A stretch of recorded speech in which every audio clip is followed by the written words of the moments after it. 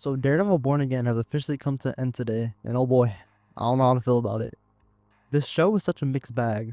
Like, there's a lot of moments and sequences featured in this show that hold a candle to the original Netflix's Daredevil.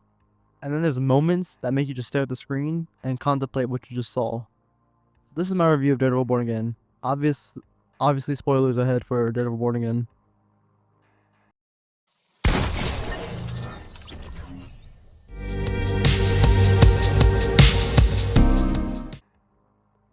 I first have to give my props to the show, because under all the circumstances, Daredevil Born Again is actually pretty good.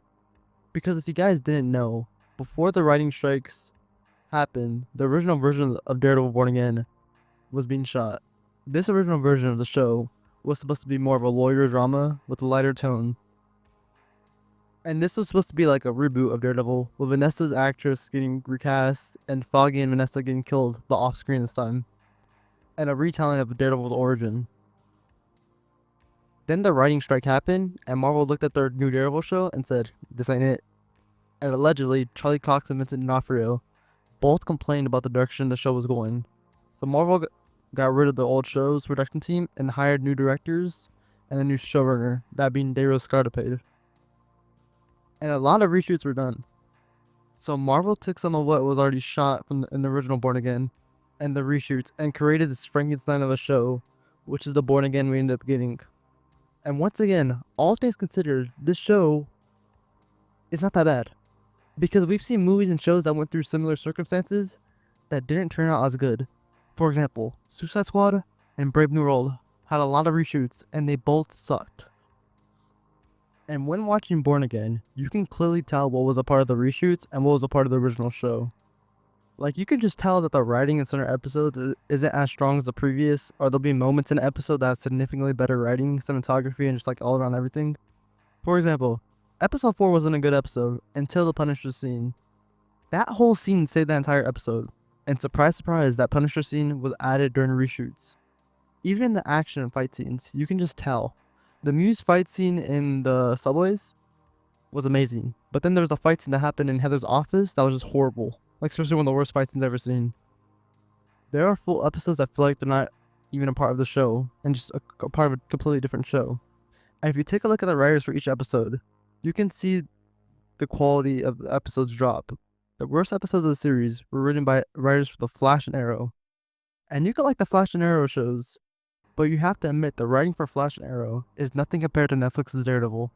Like, I have no clue why Marvel initially hired CW writers for the show.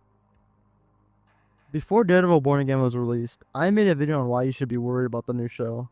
And in that video, if you haven't watched it, which is probably most of you, I clearly state in that video I don't trust Dario Scardapane with the characters of Daredevil and Punisher. And if the show were to suck, blame Dario. But I have to apologize to my homeboy Dario, because he saved the series. Every single episode Dario worked on was good or great, besides episode 4, which I think he was just credited for that Punisher scene. But I really wish we got to see a show with Dario and the new team's vision instead of having to clean up the mess of the last team. This show also introduced a lot of characters, and I gotta be real, I don't really care for any of them, besides White Tiger. But everybody else was pretty lame. A lot of characters just feel undercooked, like we need more time to spend with them. For example, Cherry and Matt are supposed to be real good friends, but we don't really see that. They just keep telling us that. Heather was whatever, as well as Kristen, or whatever her name is. Daniel and BB are probably the worst characters in the show. Like, Daniel's storyline, I can care less about. I think a lot of people feel this way, because I've seen no one talking about Daniel. And BB could be interesting, but she's honestly the most useless character in the whole show. You can take her out of the whole show, and nothing would change at all. And the worst of all was Muse. Muse wasn't actually bad when he was on screen. He was actually really enjoyable. The show did take a while for him to like be on the actual show. But when they fully introduced him, he had a cool fight scene in Daredevil, and then the next episode, he just dies. Like, there was so much more Muse could have done, and honestly, his death was kind of pointless. Like Heather has one conversation about her killing him, and that's it. And if the reason they had her kill him was that she was invited to the ball, they could have found a way around this. And yes, Muse is supposed to come back in season 2, so a lot of people are saying let the show cook. But that brings me to my second point. This show is building too much for season 2. There are so many open-ended plot lines and people saying, bro, just wait till season 2. But I'm tired of Marvel shows not having a definitive ending. Born Again has a stereotypical Marvel ending, which is telling you to watch the next project. The first 3 seasons of the original Daredevil show had conclusive endings. Like, you could stop watching at any season and not have the next season be required viewing for the full story. This isn't true of Born Again, though. Are you somehow interested in Daniel's storyline? You have to wait till season 2. Oh, you want to know what happens to the Punisher? Watch the special presentation. This doesn't feel like the season 1. It feels like a half a season. It feels like they only told half the story. Just compare it to the Penguin and the other Netflix superhero shows. They all have conclusive endings. Now that I'm done whining about the negatives, which to be honest, I can't really think of any more, besides the fact that all the phone calls in the show are just really funny to watch. Like, a lot of the time, they don't even say bye or anything, they just hang up. I don't know, it's just something I noticed. Anyways, onto the positives. Starting with the returning characters. Matt Murdock and Wilson Fisk are always going to be great. Charlie Cox and Vincent D'Onofrio are once again great. Like, it's just a given. Daredevil and Kingpin's storyline of them trying to change but eventually going back to their old ways, I liked it. I like that storyline a lot. I mean, obviously, Daredevil and Kingpin are going to be the highlight of the returning characters, but all the other ones are great in their own right. Vanessa had a real interesting storyline with Fisk and the death of Foggy, and played a major role in the show. Punisher, just like in season 2 of Daredevil, was the best part in any scene that he was in, and probably has the best scene in the entire series. And Bullseye, what can I say that hasn't been said about this man? Bullseye was just great in the show. Just like Punisher, Bullseye is the best part in any scene that he was in. Bullseye felt like he was ripped straight out the comics in this series. He was probably my favorite part of the show. Another thing that I enjoyed about the show is that the show looks really good, besides a few shaky CGI moments and some fight scenes.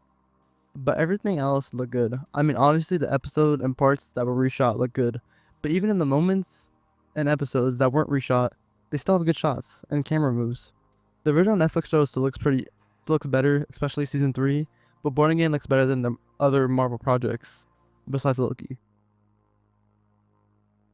Also, a part of the show looking good is the effects.